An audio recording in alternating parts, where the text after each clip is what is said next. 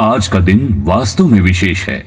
माननीय प्रधानमंत्री श्री नरेंद्र जी मोदी के सबका साथ सबका विकास गुरु मंत्र का अनुसरण करते हुए पुणे शहर स्वच्छ एवं प्रदूषण मुक्त नदी तथा हरित एवं स्वच्छ मोबिलिटी की तरफ एक महत्वपूर्ण कदम बढ़ा रहा है। मुला मुठा नदी के प्रदूषण उपशमन परियोजना का शिलान्यास। भारत सरकार की प्राथमिकता सूची में जल संवर्धन ये उच्च प्राथमिकता पर रखा गया है और इसी प्राथमिकता के फलस्वरूप स्थापित की गई है एनआरसीपी यानी राष्ट्रीय नदी संवर्धन योजना।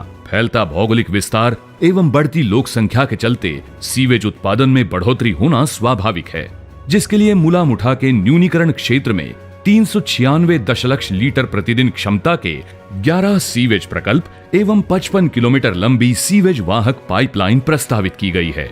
इस परियोजना के लिए भारत सरकार ने जापान इंटरनेशनल कोऑपरेशन एजेंसी जायका से 990.26 करोड़ रुपए का ऋण प्राप्त किया है। इस योजना का मुख्य हेतु है मुला मुठा नदी के जल और उसकी जैविक संपदा का संरक्षण करना तथा जल शुद्धिकरण के लिए आवश्यक सीवेज एकत्रीकरण प्रणाली को सीवेज प्रक्रिया प्रकल्प से जोड़ना। हमारे देश के परम वंदनीय एवं दूरदर्शी प्रधानमंत्री श्री नरेंद्र जी मोदी के शुभ हाथों से मुला मुठा नदी के प्रदूषण उपशमन परियोजना के पथदर्शक प्रकल्प का शिलान्यास किया जा रहा है।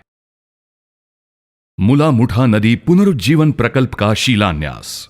पुणे महानगर पालिका द्वारा मुला मुठा नदी पुनरुज्जीवन प्रकल्प का नियोजन किया है। इस परियोजना का मुख्य उद्देश्य है नदी किनारे बसा रहवासी क्षेत्र बाढ़ से सुरक्षित रखना, नदी के तटवर्ती क्षेत्र पर होता अतिक्रमण रोकना, नदी में जल स्तर को बनाए रखना, नदी की ओर जाने वाले घाट और रास्तों को सुधारना और नदी के पास स्थित ऐतिहासिक इमारतों और उद्यानों को नदी के साथ जोड़ना। समूचे 44 किलोमीटर लंबे नदी पात्र के विकास के लिए 4,727 करोड़ रुपए की लागत आने का अनुमान है। इसमें से संगम पुल से मुंडवा पुल तक के 9 किलोमीटर लंबे नदी पात्र के लिए 869 करोड़ रुपए अनुमानित खर्च होगा। इस परियोजना में नदी से संलग्न और भी प्रस्तावित कार्यों का समावेश है, जैसे साइकिल ट्रैक, जॉगिंग ट्रैक, नौका विहार इत्यादि। मुला मुठा नदी के पुनरुज्जीवन का प्रकल्प पुणे के लिए निश्चित ही लाभदायी सिद्ध होगा। आदरणीय प्रधानमंत्री श्री नरेंद्र जी मोदी के करकमलों द्वारा मुला मुठा नदी पुनरुज्जीवन प्रकल्प का शिलान्यास हो रहा है। 140 ई बस और बाणेर ई डेपो का लोकार्पण समारोह। ई बस परियोजना के लिए पुणे महानगर परिवहन महामंडल लिमिटेड को प्रति बस ₹50 लाख सब्सिडी 350 ई बस के लिए उपलब्ध कराई गई है।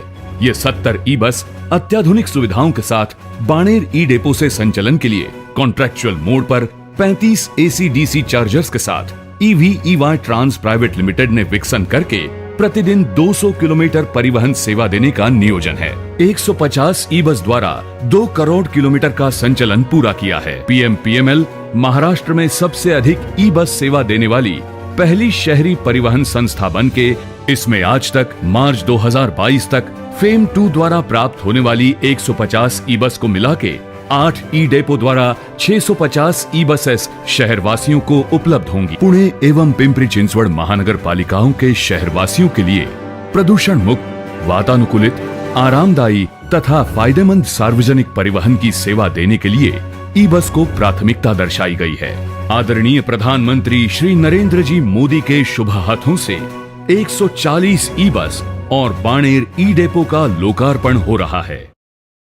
श्री R.K. लक्ष्मण कला संग्रहालय का उद्घाटन समारोह।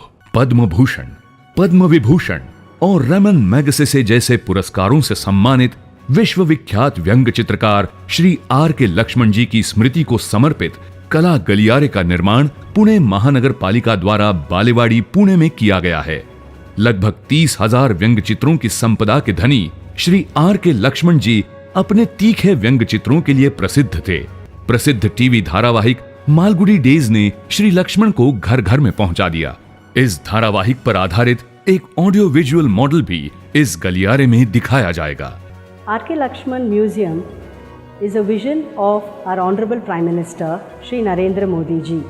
My family and I are indeed grateful to have been given the opportunity to showcase the journey of Lakshman in this museum. Bharat के दृष्टा प्रधानमंत्री श्री नरेंद्र जी मोदी द्वारा महान व्यंग चित्रकार श्री R.K. लक्ष्मण कला संग्रहालय उद्घाटन के शुभ संयोग के हम सब साक्षी हैं।